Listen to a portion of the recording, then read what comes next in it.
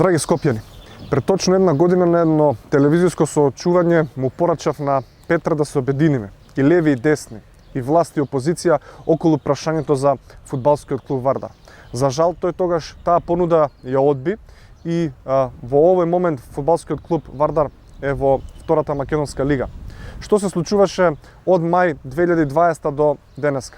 Најпрви, Вардар навлезе во финансиска криза. Не му беше дадена лиценца за настап на европските надпреварувања. Потоа се случи екзодусот на сите фудбалери кои што беа поискусни од клубот.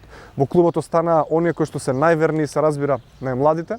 Потоа започна првенството и за жал Вардар со слабите резултати не успеа да се избори да остане во првата лига.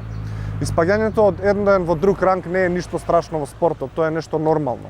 Она кое што е страшно е игнорантскиот однос на сите институции, Петре Шилегов и градот Скопје кон фудбалскиот клуб Вардар, кој што представува символ не само на градот Скопје, туку и на Република Македонија.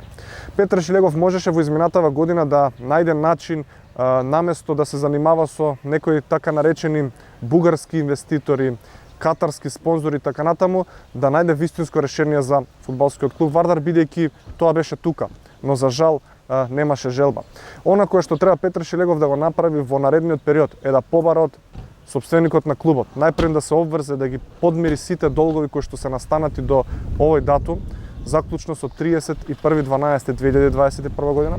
Потоа да побара од сопственикот да ги даде на располагање на користење овој комплекс позади мене и комплексот за првата екипа во Газибаба на фудбалскиот клуб Вардар и подоцна град Скопје да си го превземе тековното финансирање на нашиот ценет и сакан Вардар.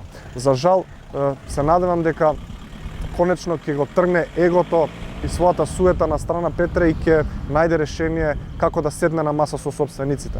Доколку не го направи тоа, Скопјани единствено кои што ќе имаат можност е во октомври најпред да го казнат Петре Шилегов, а подоцна да очекуваат едни подобри времиња за символот на градот Скопје. Времиња каде што повторно ќе се радуваме на шампионските титули на Вардар, повторно на градски стадион позади мене ќе доаѓаме во голем број да го подриме Вардар на фудбалските надпреварувања и така натаму.